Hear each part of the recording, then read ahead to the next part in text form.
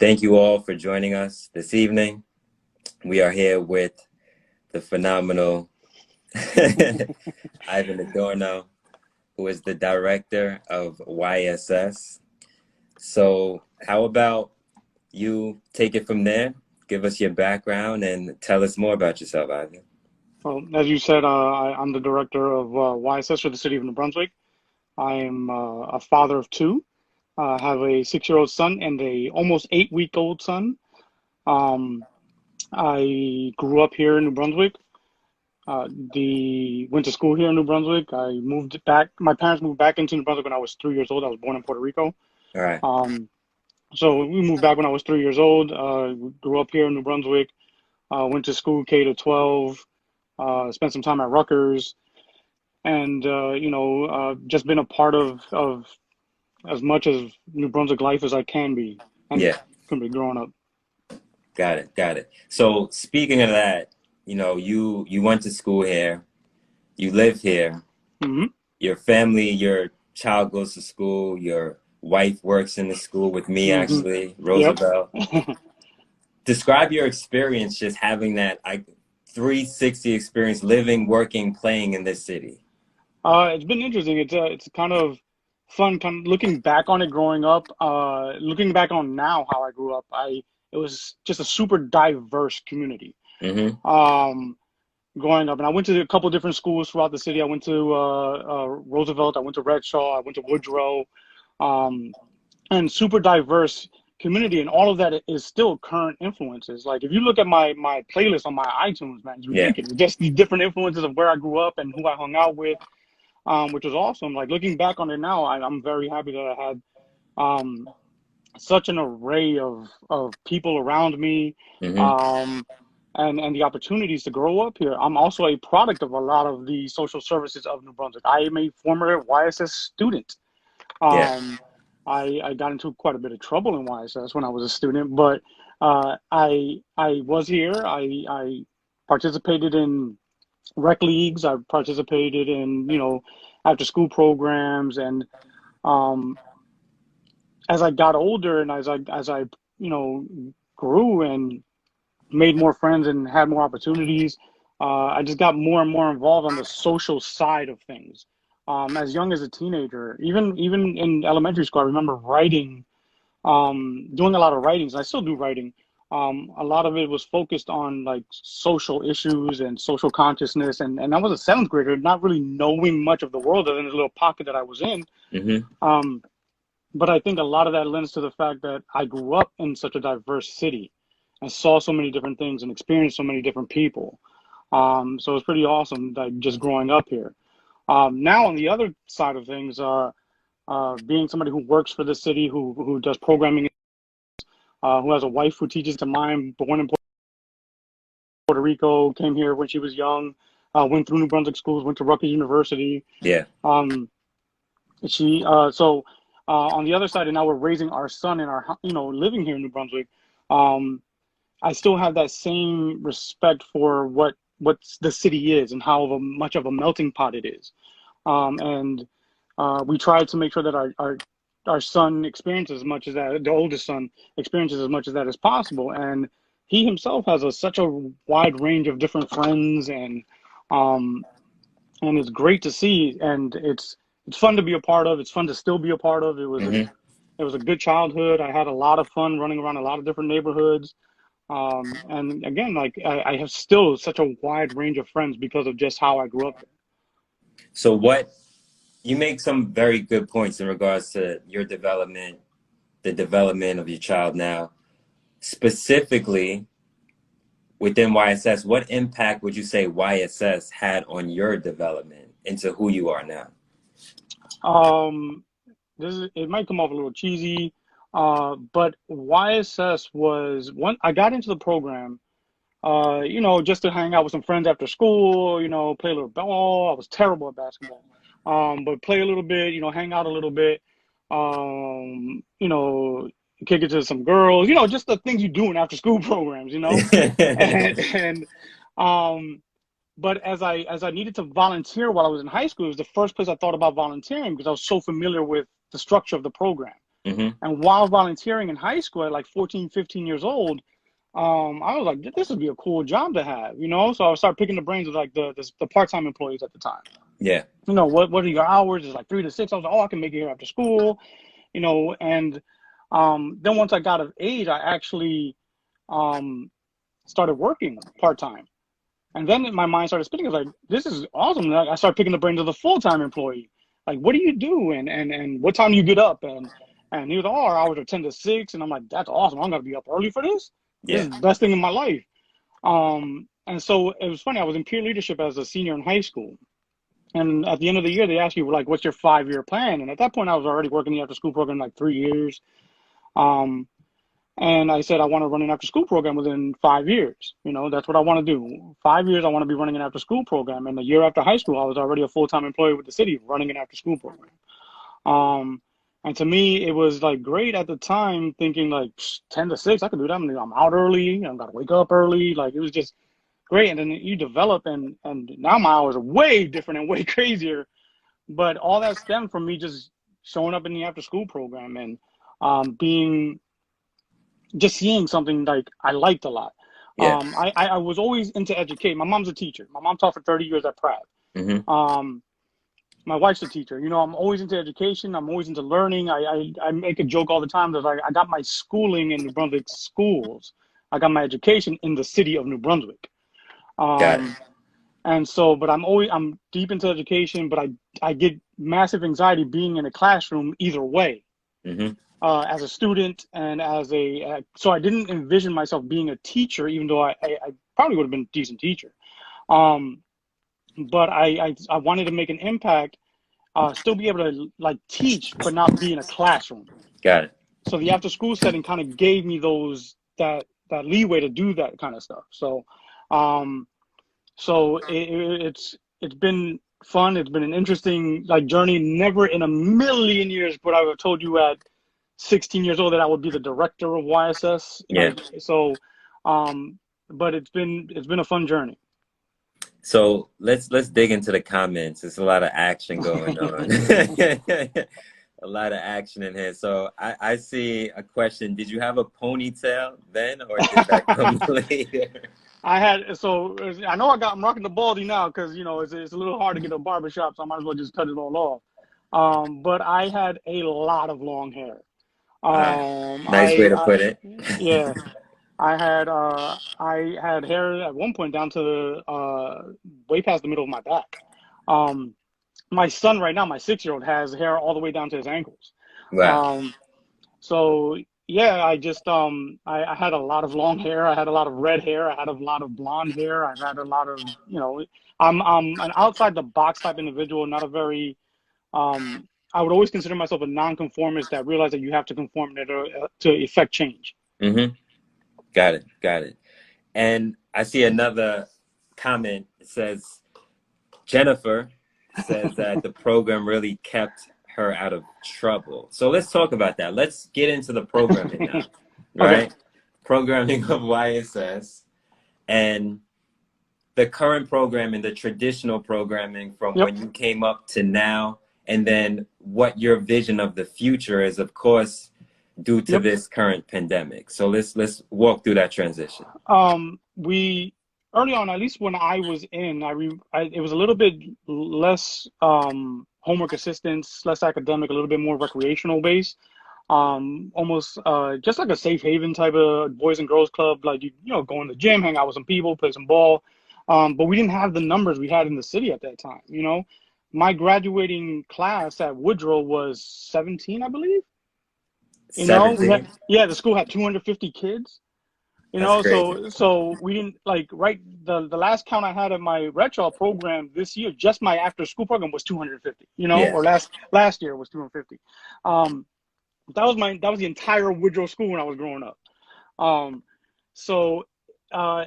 The evolution slowly began where we were implementing more social emotional programmings, and then for a small time period we kind of pulled away from that. When I took over the program, the former director Dave Blevins told me, he was like, you know, make sure you get back to programming. And so I slowly started re-implementing new programs, new ideas. I I think a big part of that is having the staff that would be willing to take chances with me. All right. So we started re-implementing after-school program, like things like robotics and coding, partnering with programs like Girls Who Code, Girls on the Run, partnering with, pretty much I'm a big believer in collaboration. So I would partner with, if you have an idea, if you have something you want to bring, and we have the children, we have a captive audience. Yeah. As long as it's not a one shot, as long as you want a one off, I'm willing to let's try it. If it works, it works. If it doesn't, we'll do something else.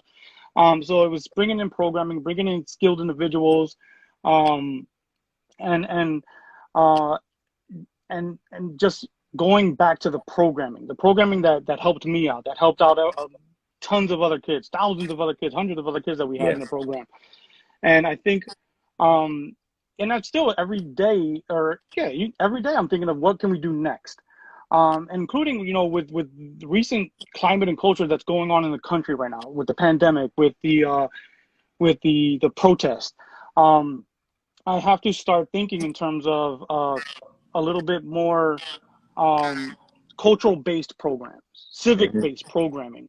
Maybe it's time to have a little club so we can teach kids their constitutional rights. Absolutely. Maybe it's time to, then these are things that I'm not well versed in, but I do have an eye for talent, so I will find somebody who's well versed in it. Yeah. And I will reach out to partners like the Civic League, who this is what they do, and they know that I've been very vocal on, like, I want to work with you. We have similar goals. We have different constituencies, right? But we have different kids, but we have similar goals, and the byproduct of that is a better students for a better city. Yes. So if I need to reach across and say, yo, Sean, I got an idea, can you help me with this? And he does the same with me. Then that's what I got to do. To me, that is way more important, because the end product is, what are we providing children? What are we doing? Absolutely. And what are we doing this for? And I'm a big believer in giving kids a toolkit or multiple toolkits. Yeah. And to see, I think and I know this has probably come up at some point, what makes YSS very unique to several other programs is that we don't specialize in any one aspect of a child's development. We don't just do academics. We just don't do physical sports. We don't do just arts. We try to encapsulate it all. We always say that it's an enrichment program. Mm-hmm. So we have people that'll teach performing arts. We have kids people that'll teach visual arts. We have gymnastics. We have like all these programs, because my idea has always been to cast a very wide net and see what kids gravitate to. And I'm a 100% know for a fact New Brunswick has always had talent. Yeah. My entire life, we've always had talent. It's the opportunities that the kids are given. It's what they're exposed to. So I think YSS is unique in the sense that I really try to expose the children to absolutely as much as I can. Yeah. Sometimes it works, sometimes it doesn't. But I think the potential is always there to grow, because I'm always wanting and I'm always looking. When I have orientations, I tell people all the time, listen, I've been doing this 20 years. I've been working 20 years with the city in YSS. I don't have all the ideas, I'm not the 19-year-old innovator like I used to be. I'm not as, I back then it was easy for me to get, like, the kids couldn't get over on me because I was not far from their age. Now I got, those kids are bringing their kids to my program. Mm-hmm. So I welcome ideas. I welcome people to be like, hey, have you tried this? I welcome, like, I got this idea, and I tell people, give me something, and I'll see if we can get the materials and let's run with it. I'm not going to hamper. I think one of the things that YSS is giving me as an employee is opportunities. So I want to give those opportunities. And I want you to make the best out of those opportunities. And I think, I think that's the best as a manager, as an administrator, as a New Brunswick resident, is what opportunities am I giving employees? What opportunities am I giving children? Because, at least I know I gave them it. What they do with it is on them, but I gave you this opportunity. Yeah. Yeah. You made a handful of good points that we're gonna have to Go my extract brain. and break down a little bit. So you mentioned the programming, and there are many moving pieces. Yeah. Are there any particular components, let's say 2 or 3 components that you can identify that really creates solid youth programming? I think first and foremost, you need to have a dedicated and diverse staff. All right. You don't get into social service. You don't get into things like what we do, what teachers do for financial gain. So you need to be dedicated. You need to understand that there has to be another motivating factor for you. You know what I mean? Like, and I think we've done a pretty good job of trying to make sure that we mirror the community. Not in the way we hire. We have a large bilingual population in New Brunswick. We have a large bilingual staff in YSS, and not just from one area. We purposely have people from Honduras. We have people from the Dominican Republic, from Puerto Rico, from Mexico, because we want the kids to be able to see a mirror reflection of themselves. Yeah. It helps them, put their guard down a little bit, and enjoy, that they have somebody familiar they can talk to. And I think, we've done that years after years. That's something that I picked up from the former director. He was very good about making sure that we kept our program as diverse as possible. And diverse, I also mean by talents. Absolutely. You want to, I've been trying to get you to work for me for how many years now? And you know what I mean? I want talented people that care. And I've been fortunate enough to find people, be recommended to people. Sometimes you just vibe with people and you get that good feeling. And I'm glad that I'm able to be in a position where I was like, well, I really dig what you're doing. Can you come do it here? Yeah. And I think that's number one. Number two, I think, is collaborations. Far too often, especially in social services, you operate in, these are mine, these are my kids, these are my kids. I was like, no, we can't do it that way. Yeah. That's not my methodology. I'm hoping the people that I work with don't think that way. I think we need to be inclusive. We need to help each other out. If I'm offering a training, I think specifically staff can dig on, can get something from it. Hey, Sean, Jalissa, Dr. Epps, I got these many slots. Can you, bring some people in? I think we need to do all of that. I think we need to work as much as possible. And what the good thing is what this pandemic has definitely done is brought that up. I've had to collaborate with so many different agencies to get things done and to get services to the families, to the residents of New Brunswick. But it took a team to do this. You know what I mean? It took a team to do all those things. And I think collaboration is necessary because even though we do a lot, we can't do it all. Yeah. And that comes with staff recommendations, that comes with program recommendations, that comes with hey, I got this initiative, I have this grant, I have this going on. I need your help to get this done. And I'm not afraid to ask people, hey, I need your help to get this done. People are not afraid to ask me, hey, can you help us out with this? Yeah. I think that's a huge thing. And the third biggest component, I think, is adaptability. I think as demographics change, as times change, as society changes, I think we have to adapt to those things.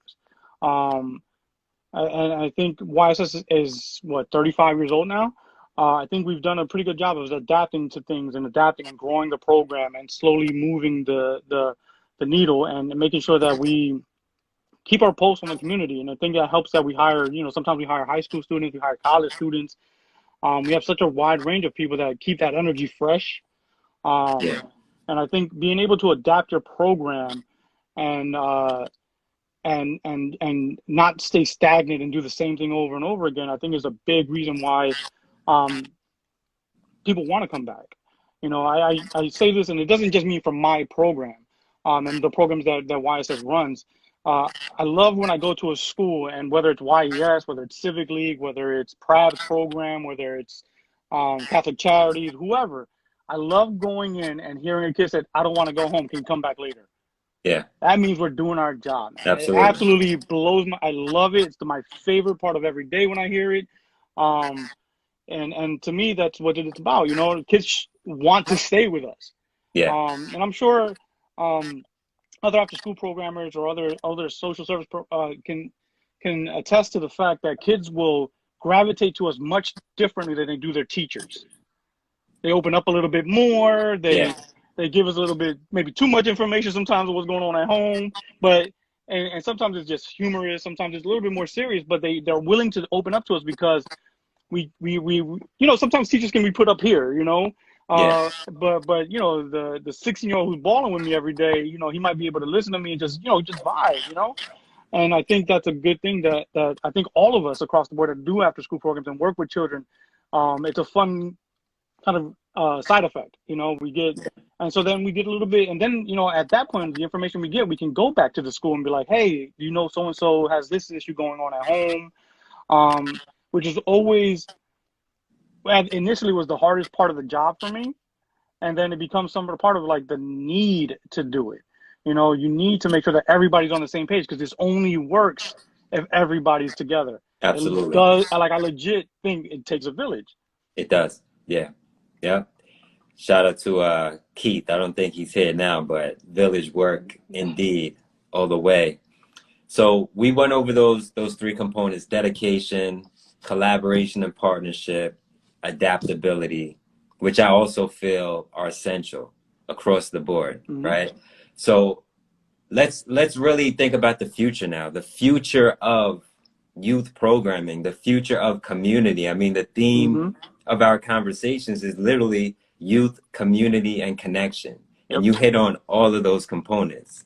So when we think of the future of New Brunswick, the future of YSS, the future of Civic League, the future of our youth, what comes to mind for you? I think part of the job and part of the gig is to inspire others. And I'm not somebody who, this is something I'm passionate about, if you couldn't tell. This is something that means a lot to me, but it changed over years why it meant a lot to me. So I think inspiring others, to me, I was inspired by the people that I worked with in this program, that I co-work with. No lie, growing up, I thought the coolest non-family adults that I was around worked in the after-school program. It is absolutely the reason why I'm sitting here today. So I think a part of it, you have to inspire that next one. Like for me, it would be like, look for that kid in the back of the room with the smart mouth. That's the one Yeah. I want to reach. Yeah. I think that's a big part of it. But I think just going forward, especially after this pandemic, where a lot of focus has to be on healthy living, a lot of focus has to be on civic engagement. And my hope is always to have people come back into the city after working with us or being a part of the program and want to give back.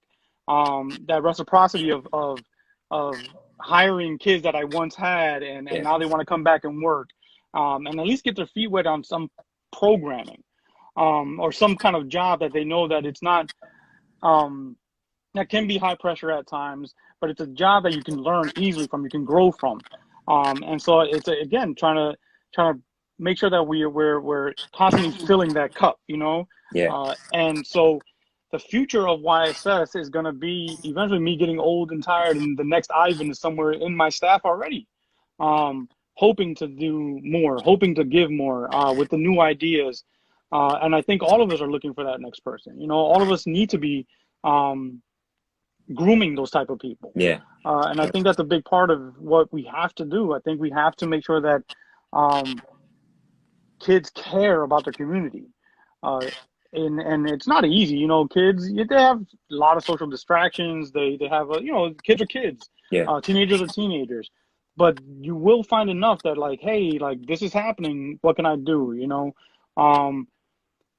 I see students that, carry burdens on them but they come and they let go in our programs and flourish and grow. And I think as long as we're doing that and as long as we're giving them a positive experience, and I tell this to my staff all the time, make sure the kids are leaving better than we got them. Yeah. You work in a school, and I'm in several schools every day. How many times do you walk in a hallway and you see a miserable line of children walking behind a miserable teacher? See it often. Yep. So now what I want to happen when they get to me at 3:15 is they start stripping all that away. Yeah. Smile, happy, be positive. As well as I do, just growing up in an urban environment can be traumatic. Yeah. There's enough going on out here, in New Brunswick. And there's a lot of positives that happen, but some of these kids, their own personal the things that they deal with in their own homes, in their own households, they need to break away from all sometimes that negativity, and that's what I'm hoping they're getting from YSS and the civic and all the after school programs. You know, I think they need to, and I think that we need to keep pushing that. You know, that positive mentality, giving kids a positive outlet, and letting them grow and be kids in a safe place and in a safe environment. Yeah. And in return, you're going to get kids that want to work for you. You're going to get kids that grew up in that system and want to come back and do something, at least for a little bit, and maybe even want to be the next Sean Hewitt, want to be the next Aquaus, want to be the next Ivan, you know, want to be the next Jalissa, and I'm a big believer in that.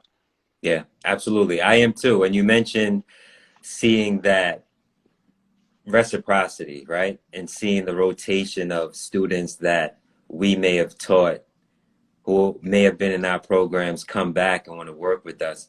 What do you think instills that sense of commitment within them to a program, to a city, as well as within yourself as a director? For me, it was, like I said, like my reasons for doing this changed over the years. There's two quotes that I always think of. One is, be the person you needed when you were growing up, right? I read that, you know, it's one of those memes. And it really resonated with me. Like I grew up pretty misunderstood. You know what I mean? I'm not gonna lie. I was a loner. I had, you know, friends, but I like to keep to myself. I played a lot, but I went inside and I would read cover to cover the Guinness Book of World Records. You know, Right.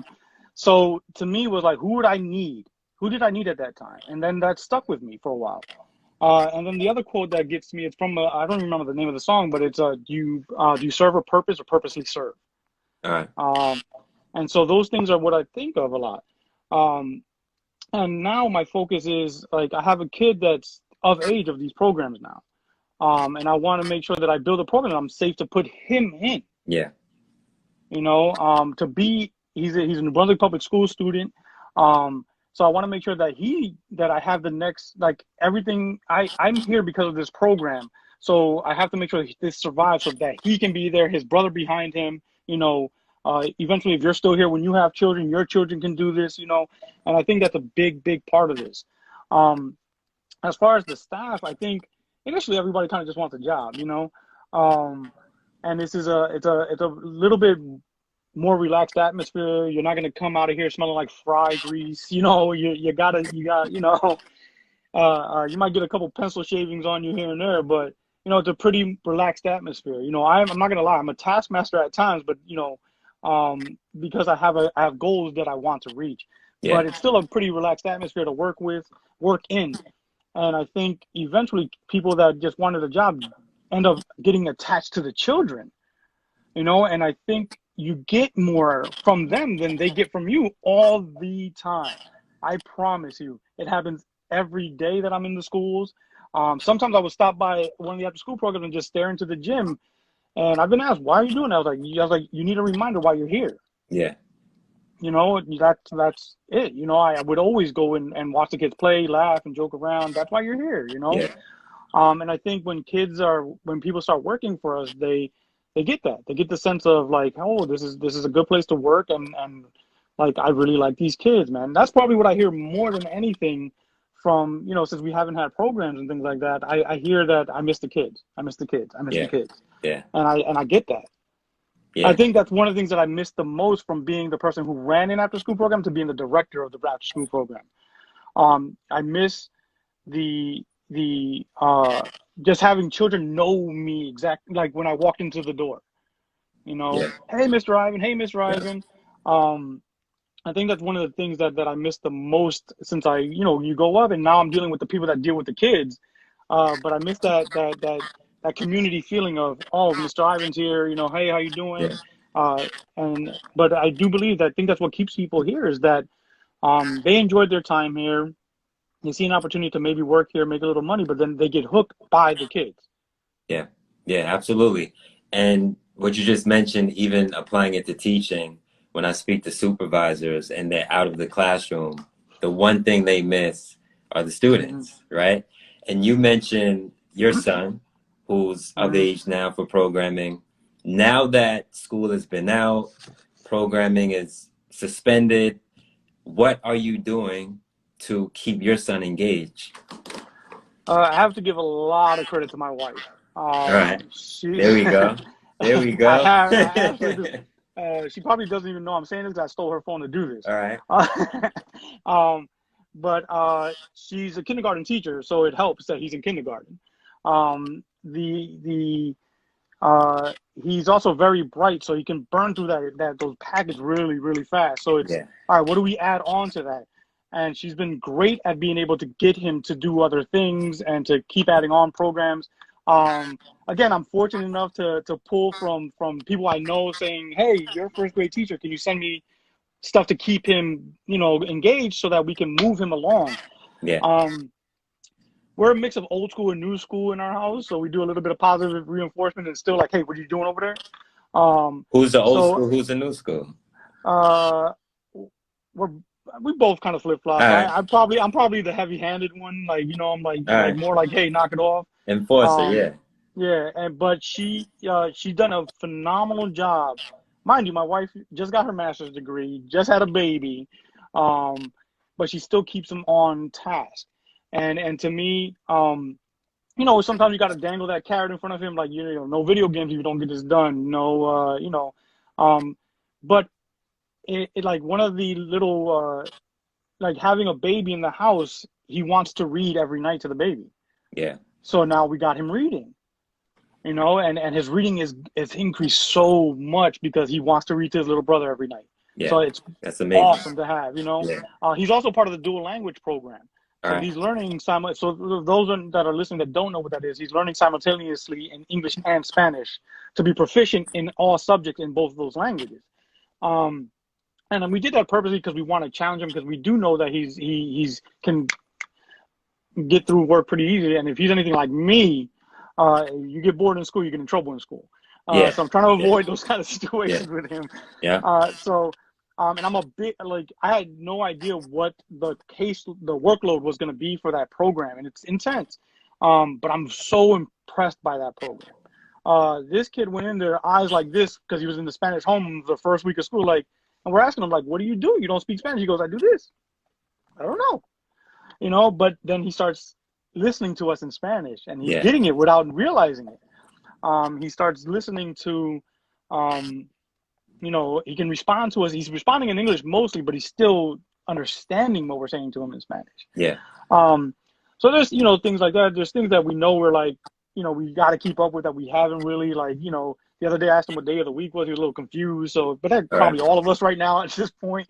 But he's great with schoolwork. So it was pretty easy to keep him on task. It's just that, for him, the hardest part was understanding that the kitchen table is not the classroom. Yeah.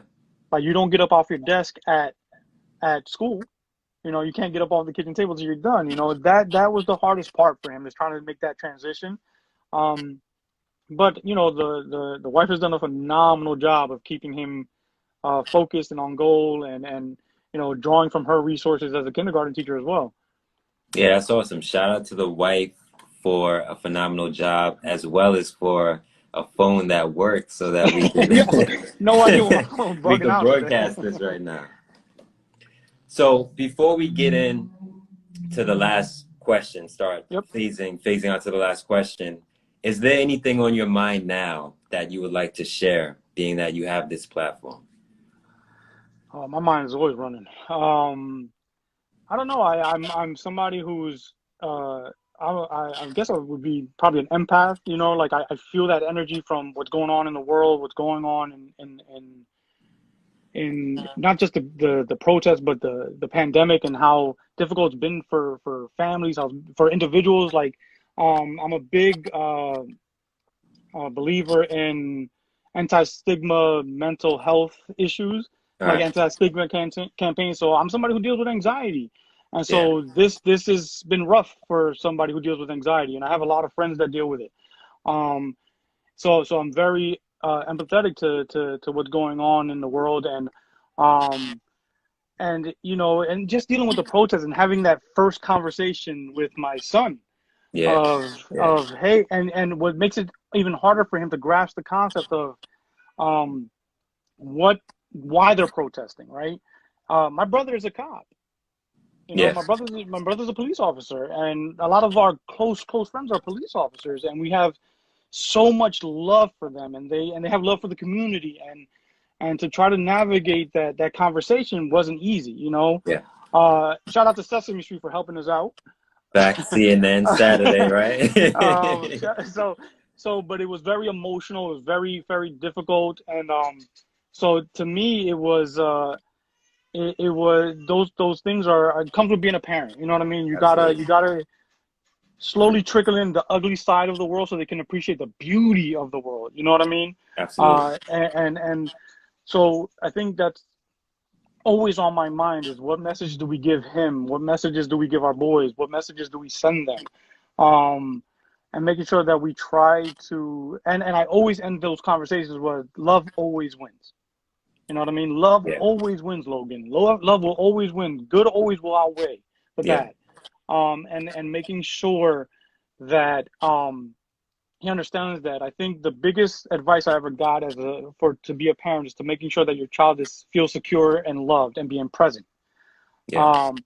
And Brother Sean was really good about that being present part of it, and even though we're the same age, to still look to him and get that kind of advice because he's been a parent longer than I have, and you know, we have these conversations where you know I would ask him like, hey, you know, just small things about parenting, and he would be honest. And what the conversation was, you have to be present. You know what I mean? Yeah. And I think being present and being there for when he goes to jiu-jitsu, being there when he does sports, being there when he does all these activities, and making sure I tell him I love him, I hug him, I play fight with him, all those things builds a secure kid. My favorite thing about him is though he himself has become empathetic.